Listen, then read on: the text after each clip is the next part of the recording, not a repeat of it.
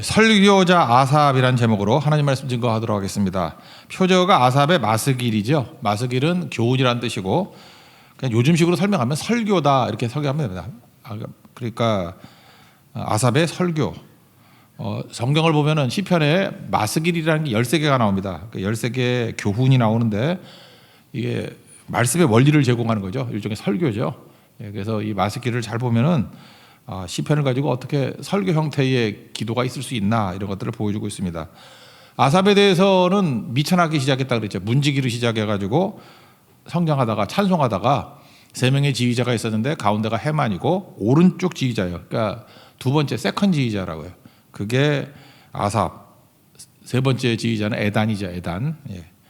그리고 나중에는 선지자 대우를 받았습니다. 그래서 히스기야 당시에 기록을 보면은 그는 다윗과 선견자 아삽의 시로 여호와께 찬송하라. 그러니까 선지자 수준으로 올라갔다라는 거예요. 그럼 선지자 수준으로 올라갔던 이유가 뭐냐? 문제 때문에 그렇습니다. 그러니까 문제를 말씀으로 풀다가 이렇게 선지자까지 됐다라는 거예요. 언약궤가 들어왔습니다. 손에다 죽었잖아요. 베레스 우사 사건 아닙니까? 그래서 연구를 했어요. 연구를 했을 때 이게 아삽이 연구했던 것 같아요.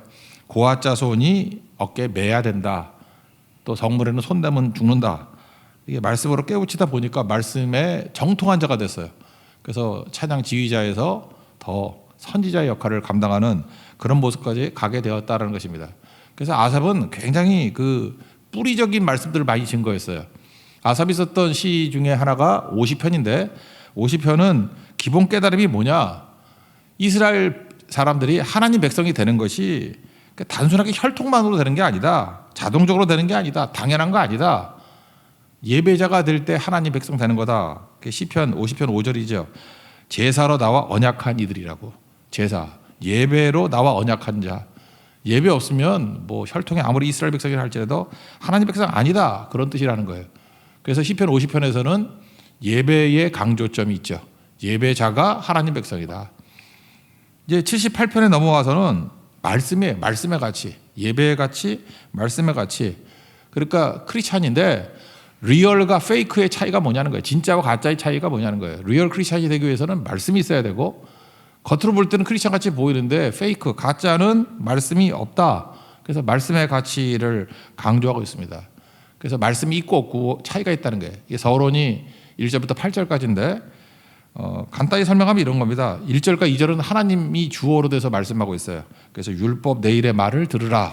하나님께서 말씀이 중요하다. 이걸 1, 2절에 설명하고 있고, 그 다음에 3절부터 6절까지는 조상적부터 이 받았던 하나님 말씀이 전파가 되었다. 후대까지 너희도 전하기를 원한다. 이게 6절까지 말씀이고, 7절과 8절은 이게 평행법이라 대비시키고 있습니다. 말씀 붙든 사람의 모습 3가지, 말씀을 저버린 사람의 모습 3가지. 그래서 7절과 8절만 보겠습니다. 하나님께 소망을 두고 잊지 않고 말씀 지켰다, 그런 거죠. 7절 읽겠습니다. 시작. 그들로 그들의 소망을 하나님께 두며 하나님께서 행하신 일을 잊지 아니하고 오직 그의 계명을 지켜서. 그러니까 하나님께 말씀에 뿌리를 둔 신앙인들의 특징은 뭐냐 하면은 소망을 하나님께 두는 거라는 거예요. 소망을 하나님께 두는 것이면 또 하나님의 행하신 일을 잊지 않을 거고, 그리고 계명을 지킬 것이다. 여기서 참 중요한 개념인데, 그 초대교회 성도들이 모여있던 데가 지하 무덤 아니었습니까? 카타콤이죠. 카타콤에 가보면 우리는 알기를 자동차 뒤에 붙여있는 물고기 모양인지 알고 있는데, 제일 많이 이렇게 그려진 그림들이 물고기 모양이 아니래요. 가보면은 로마 같은 데 뭐 이렇게 관광 한번 가보시면 지하 들어갈 수 있을지 모르지만 닷이 제일 많대요. 닷, 앵커 한번 보여주세요. 이렇게 이런 거. 저는 이거 보면은 뽀빠이가 생각나는데, 뽀빠이 하고 시금치 먹으면 여기 알통이 있는데 저는 이제 오해인 것 같아요. 그죠? 됐습니다. 이렇게 닷. 이게 왜 그러냐면 닷을 그려놓은 이유가 뭐냐 하면은 소망의 상징이라는 거예요. 그러니까 우리의 근본, 이 베이직이 하나님께 있다. 소망을 하나님께 두라. 인생의 영혼의 닷. 그래서 근거 규절이 그 히브리서 6장 9절 보니까 우리가 이 소망을 가지고 있는 것은 영혼의 닷 같아서, 이런 말씀이 나오거든요. 그러니까 소망의 상징이 뭐냐면 닷이에요. 닷, 앵커. 그러니까 앵커를 그리는 그 순간에 난 하나님께 뿌리를 뒀다. 하나님께 근거를 뒀다. 그게 나의 소망이다. 이게 초대교인들의 어떤 신앙 고백이었다는 것입니다. 이제 결정됐죠. 다음번에 우리 선교 티셔츠는 무조건 다치예요. 예, 다치를 하나 그려가지고 아무것도 안 쓸 거예요. 그냥 여기다 다치를 하나 딱 그려놓고 멋있겠죠, 그죠? 예, 그리고 가는 모습.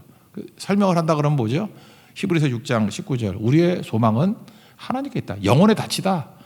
그게 뿌리였다는 것입니다. 그러니까 어떤 일이 벌어져요? 하나님이 행하시는 일 잊지 않고 기억하는 거죠. 그리고 다 지키고. 그게 말씀을 붙든 자의 모습이다. 이게 7절이고. 그럼 말씀을 저버린 자의 특징은 뭐겠어요? 말씀을 저버린 자의 특징은 뭐 반대겠죠. 그죠? 이거는 뭐 완고하고 자기중심적이고, 또 하나가 뭐겠어요? 패역이라는 말을 썼는데 리벨리언, 그러니까 반역적인 모습을 보인다. 그리고 충성하지 않는다. 8절입니다. 읽겠습니다. 시작. 그들의 조상들 곧 완고하고 패역하여 그들의 마음이 정직하지 못하며 그 심령이 하나님께 충성하지 아니하는 세대와 같이 되지 아니하게 하려 하심이로다. 그러니까 말씀 저버리면 완고해진다. 나 중심이니까. 그러니까 나 중심일 때 특징이 뭐예요? 욕심이죠. 그래서 욕심이 말씀을 이긴 자예요. 그럼 끝나는 거죠. 말씀이 욕심을 이겨야 되는데 내 욕심이 말씀을 이겨버린다고요. 그러면 완고해지니까 고집투성이겠죠. 내 욕심이 말씀을 이겼으니까 내 욕심이 강화될 거 아니에요. 그걸 완고함, 스터번, 고집스러움. 그러니까 자기중심적 인생이 되고, 그러면 결국은 반역자 됩니다. rebellious. 하나님 앞에 이렇게 패역한 백성이 되고, 물론 충성하지 않겠죠. 반역자니까. 그런 모습이 된다. 그래서 7절과 8절이 전체의 어떤 대비하는 평행법이에요. 말씀 붙든 자가 되라 7절, 말씀 저버리면 8절의 모습. 그리고 참 좋은 설교가 한 것 같아요. 우리 아삽은 그림 언어를 쓰고 있어요. 앞에 표저에 이제 9절부터 11절까지 뚱딴이같이 에브라임이 나오죠. 에브라임 같은 자는 말씀을 저버린 자의 모델, 그리고 가운데 역사 속의 스토리를 쭉 설명하는 거예요. 불순종의 내용들, 또 가끔 순종하는 내용들. 그리고 마지막 뒤에 가면은 다윗을 모델로 삼아요. 다윗과 같이 말씀 붙든 충성스러운 사람이 돼야 된다. 그러니까 우리 안에는, 우린 잠깐만 이렇게 선하고 나눌 필요가 없어요. 저 사람은 에브라임 같은 사람이야, 저 사람은 다윗 같은 사람이야. 그런 사람은 없어요. 우리 안에 두 사람이 다 존재해요. 그러니까 에브라임 DNA도 있고 다윗 DNA도 있어요. 기질로 합시다. 에브라임 기질도 있고 다윗 기질도 있다는 것입니다. 그래서 로마서 7장 같은 데는 뭐라 그래요? 내 속사람이 두 사람이 싸운다 그러잖아요. 그러니까 육적인 사람은 죽이고 다윗 DNA는 살리는 것. 그게 사는 길이다. 이 말씀을 붙들고 저 사람은 에브라임 같아, 그렇게 하면 정죄예요.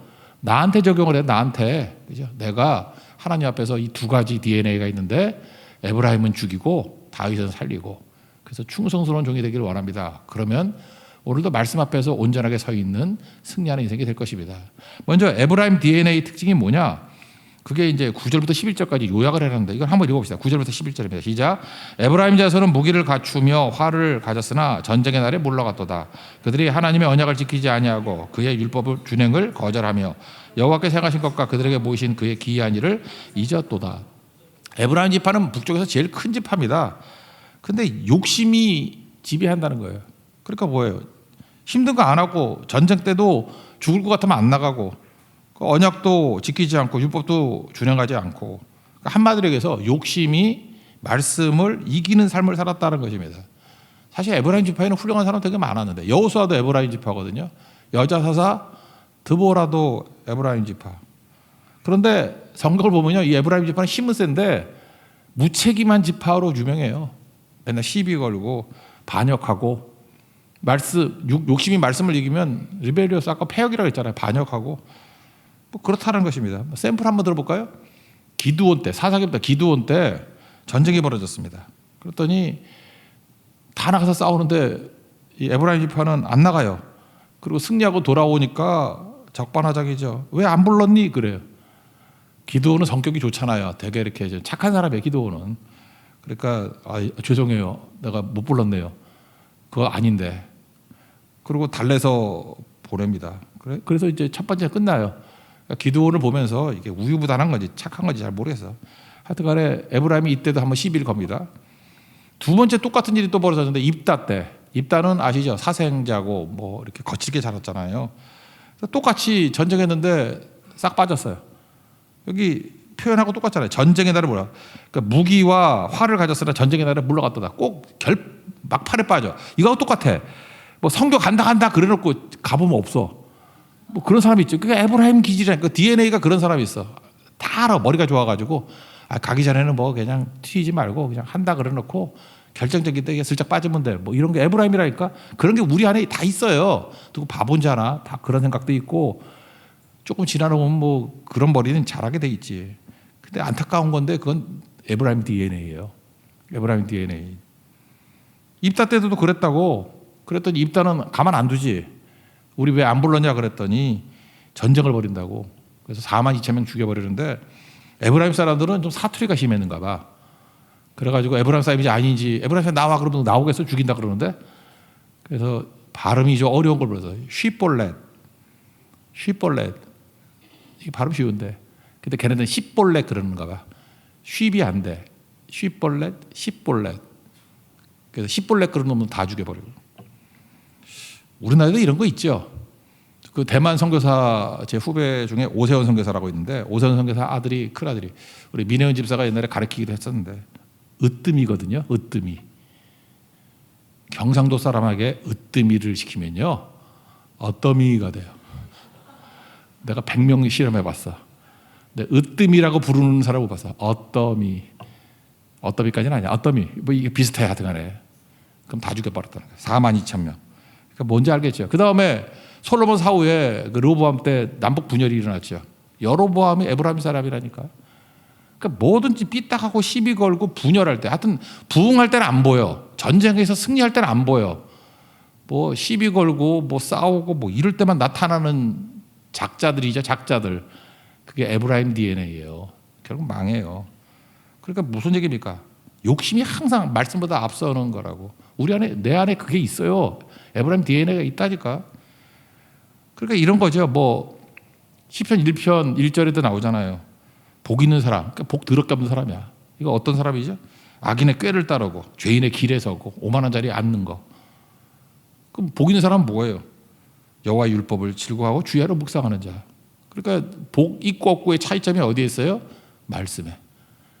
말씀이 욕심을 이기는 자는 복이 있는 거고 욕심이 말씀을 이기면 복 없는 사람. 그렇게 말하고 있다라는 것입니다. 그리고 역사상의 뭐 얘기들도 쭉 나와요. 하나님께서 이렇게 많이 부어주셨는데도 불구하고 욕심 때문에 망한다. 그런 얘기죠. 29절부터 31절까지 한번 읽어볼까요? 29절 31절 시작. 그들이 먹고 힘이 배불렀나니 하나님이 그들의 원대로 그들에게 주셨도다. 그러나 그들이 그들의 욕심을 버리지 아니하며 그들의 먹을 것이 아직 그들의 입에 있을 때 하나님이 그들에게 노염을 나타내사 그들 중 강한 자를 죽이시며 이스라엘의 청년을 쳐 엎드려 때리셨도다. 그러니까 뭐 축복해 줬는데도 여전히 감사가 없고 욕심이 지배해요. 그러니까 그들이 약해서 죽은 게 아니라 강한 자, 청년 다 강하다 뜻이잖아요. 에브라임 강하잖아요. 청년이 노인보다 강하잖아요. 누구부터 죽어요? 강한 자부터 죽고 청년부터 죽는다는 거예요. 그래서 강하다고 사는 것도 아니고 청년이라고 사는 것도 아니고 욕심이 말씀을 압도하면 끝난다 그런 얘기예요. 그러니까 우리가 어떤 인생을 살아야겠습니까? 하나님 말씀 붙들고 사는 인생이 돼야 되겠죠. 그래서 하나님이 마음이 아프셨는가 봐. 나는 이게 40절 읽으면서 좀 마음이 아프더라고. 40절 한번 읽읍시다. 하나님 아픈 마음에. 시작. 그들이 광야에서 그에게 반항하며 사막에서 그를 슬프게 함이 몇 번인가. 하나님을 슬프시게 한 게 몇 번인가. 어떤 분이 이렇게 뭐 이런 글을 쓰셨대. 살다가 마음이 아플 때가 많잖아요. 여러분 마음 아플 때 없나요? 마음이 아프다는 것은 잘못 산 게 아니고 진심이었다라는 뜻이래. 진심. 그러니까 여러분들이 인생을 이렇게 진심으로 살면은 되게 아파. 근데 진심으로 안 살면 아플 것도 없어. 나는 뭐 뭔 짓을 해도 아프지가 않아요. 그러면 진심으로 안 산 거고. 하여튼 누구든지 간에 진심으로 사랑하면 되게 아파. 하나님도 진심으로 사랑하면 하나님 앞에서 아파요. 어떤 사람밖에 아파하는 분들이 있잖아. 마음이 아프다고. 그 진심이 돼서 그래. 뭐 남녀지간에 헤어지고 난 다음에도 뭐 싹 웃고 뭐 쌩글쌩글 다니는 거 있죠. 그 진심 아니야. 근데 진심이면은 10kg 빠져. 진심은 되게 아픈 거거든요. 근데 하나님께서는 진심을 원하시잖아요. 하나님 우리에게 진심을 보이셨고 우리도 진심으로. 그래서 예수 믿다 보면요 되게 아파. 왜 아프냐면 거기가 진심으로 살거든. 그 되게 아파요. 근데 참 묘한 게 뭐냐면 그렇게 피를 줄줄 흘릴 때 하나님이 구하시는 제사가 상한 심령이라면서요. 브로큰 하트. 이렇게 깨진 마음에 또 은혜도 부어주시고 위로도 해주시고 그렇다고. 여러분 진심이 아닐 때 불평이 나와요. 막 누구 죽이려고 그러고. 근데 진심일 때는 아픈데 기도가 나오고 또 하나님께서 주시는 위로와 은혜가 있습니다. 이게 사실은 아픈 것보다 몇 배의 큰 능력인 것 같아요. 저는 우리 교회도 그런 위로와 은혜가 있기를 원합니다. 여러분 진심으로 사십시오. 그게 복이고 그게 승리라는 것입니다. 하나님이 에브라임 DNA를 바라보면서 아파하시더라. 그걸 꼭 알고 우리도 그 아픈 마음, 상한 심령을 가지고 우리 제주도에 있는 영혼들 향해서 나갈 수 있는 그런 준비된 마음이 있기를 바랍니다. 그 다음에 이제 다윗 DNA예요. 이게 말씀이 욕심을 이기는 거죠. 그래서 쭉 설명하면서 마지막 67절부터 이제 뒤집히는 얘기를 해요. 야 봐라. 야, 욕심이 말씀을 이기면 하나님께서 촛대를 옮겨간다 그런 뜻이죠. 그래서 요셉과 에브라임 이게 축복의 상징 아니었어요. 요셉, 에브라임 강함 어디로 넘어가요? 유다로 넘어가고 시온산으로 넘어가고 유다 지파 중에 누구로? 다윗에게로 넘어간다 그런 뜻입니다. 넘어가는 장면 한번 봅시다. 촛대 옮겨는 장면. 우리 이렇게 촛대 옮겨가면 안 되겠죠. 67절부터 69절입니다. 시작. 또 요셉의 장막을 버리시며 에브라임 지파를 택하지 아니하시고 오직 유다 지파와 그가 사랑하시는 시온산을 택하시며 그의 성소를 산의 높음 같이 영원히 두신 땅 같이 지으셨도다. 그러니까 다윗 DNA가 있는 자로에게 넘어가게 되었다. 다윗은 어떤 사람이냐? 말씀이 욕심을 이기는 사람이었는데 그 중에 하나가 뭐냐 하면 태도가 좋았다는 거예요. 태도가 어떤 거죠? 충성스러운 태도. 아까는 패역이라 그랬죠. 이 반역하려는 마음이 있으니까 패역 다음에 나온 게 뭐였어요? 충성치 아니하며. 그러니까 태도가 좋으면 충성한다라는 거예요. 사실은 다윗 우리가 뭐 소개하는 거 알잖아요. 연약하고 하찮은 막내잖아요. 계산에 넣지도 않죠. 그래서 아들이 있냐 그러더니 부르지도 않잖아. 그런 하찮은 존재였어요. 다윗은 하찮은 존재였습니다. 여기도 혹시 하찮은 존재라고 생각하시는 분들이 있습니까? 괜찮습니다. 말씀 붙들고 말씀이 욕심을 이기는 인생 살면 그냥 하나님께 높여주셔요. 아삽 자체가 하찮은 존재였잖아요. 문지기였다가 두 번째 지휘자 됐다가 나중에 선지자까지 하나님께 높이 쓰시는 자가 되잖아요. 하찮은 게 뭐 중요해? 말씀 붙들면 말씀이 이게 튜브 같아요. 가라앉지 않고 뜬다고. 말씀 붙들면 말씀과 함께 드높여진다고요. 그는 하찮은 일을 했습니다. 양치는 일을 했잖아요. 근데 이건 사실 그래요. 이유가 뭐냐? 거기 그 이스라엘의 그 유산법 보면 알죠. 일단 그 재산이 아버지 거예요. 그리고 아버지가 돌아가시면 형들 장남한테 뭐 반 이상 갚버리고 이렇게 위로 내려가요. 막내한테는 갈 것도 없어. 그러니까 굳이 아버지의 양떼를 열심히 지킬 필요 없죠. 그 자기 거 아니라니까. 아버지 거고 다 형들 거예요. 남 좋은 일을 시키는 거예요. 근데 다윗은 그렇게 생각하지 않았어요. 제일 바보가 맨날 계산하는 거야. 이거 잘하면 나한테 무슨 이익이 있나? 저 사람이 뭐 잘 돼봐야 내게 뭐 무슨 주익이 있어. 이러면 아무것도 안 되는 거라고요. 하나님 바라보고 하찮은 일에 대해서도 충성하니까 그 태도에 하나님께서 축복과 은혜를 부어주신 거죠.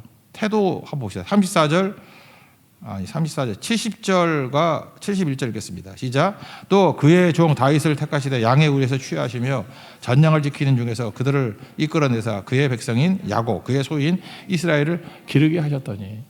양 하나를 칠 때도 어떤 일이 보죠? 사자의 발톱에서 곰의 발톱에서 막 목숨 걸고 싸우잖아요. 태도가 너무 좋은 거죠.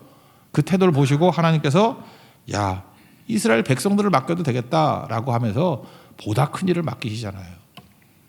옛날에 그 강의 많이 하던 지그지글라라는 분이 있어요. 지그지글라. 이름도 이상하죠. 지그지글라. 태도가 고도를 결정한다. 이런 책이 있었어.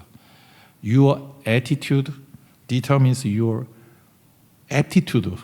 aptitude가 이렇게 높이잖아. 높이, 고도. 말장난이지. attitude가 aptitude를 결정한대.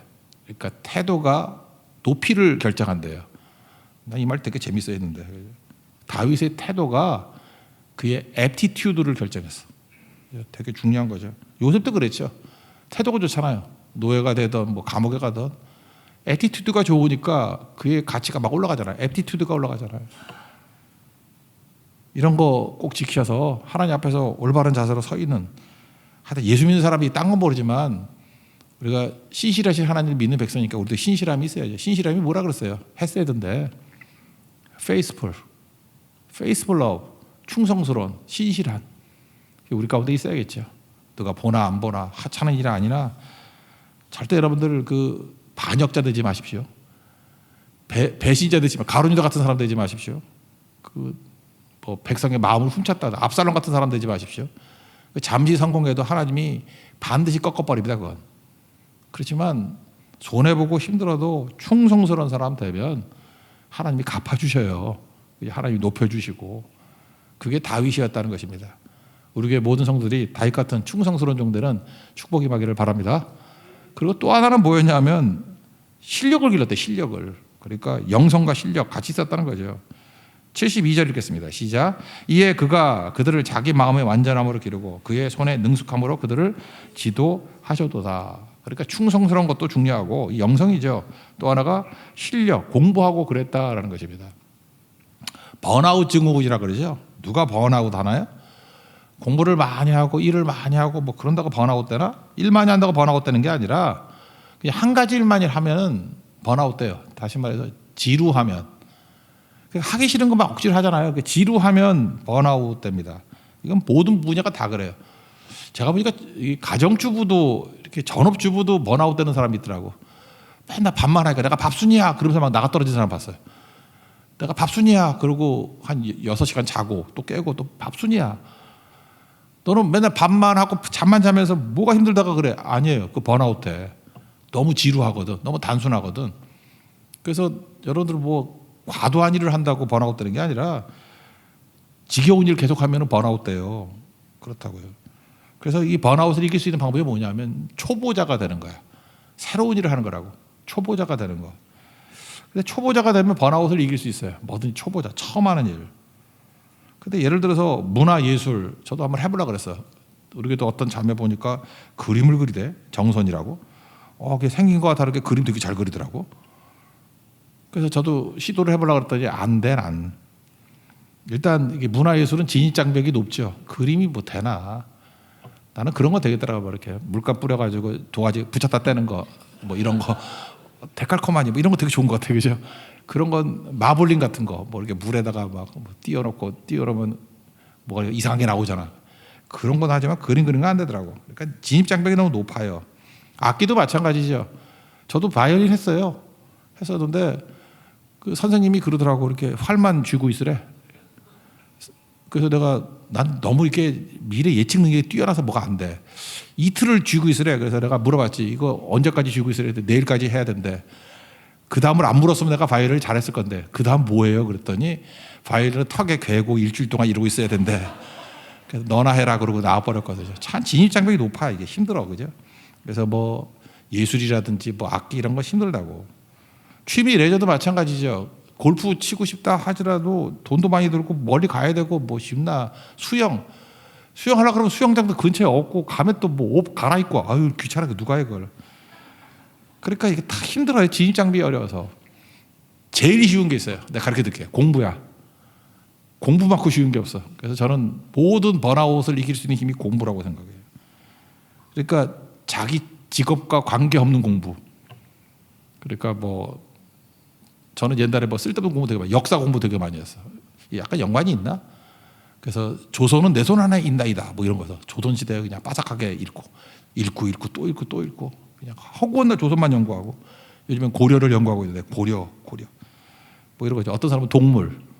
옛날에 무슨 일본의 그 일본 천황이 뭐 식물학 하던데 식물학. 그다음에 뭐 새 연구하는 천황도 있었어. 그죠? 뭐 그런 거. 그런 게 제가 볼 때 그래 번아웃에서 벗어나려고 천황 해먹기도 얼마나 힘들겠어요 그거. 그죠? 그러니까 뭐 그런 거 연구하지 않으면 미치는 거지.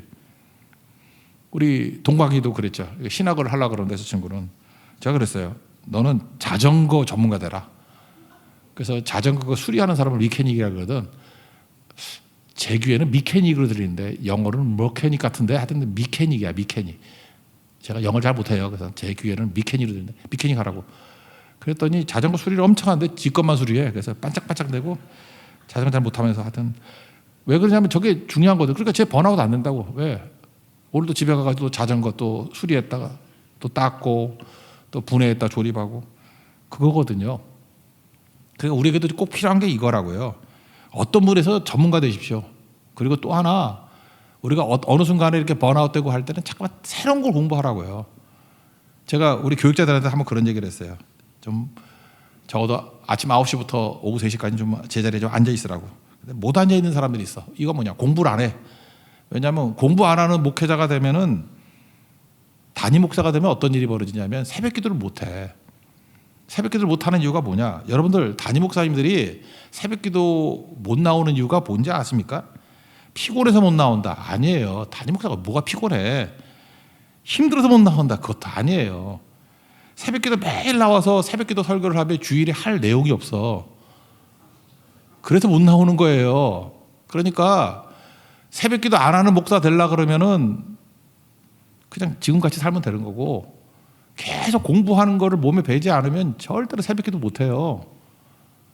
그러다 뭐 이 핑계에 저 핑계에 대고 뭐 나중에 새벽 기도 어떤 놈이 만들었어 뭐 이렇게 되고 잠깐 이렇게 되는 거라고.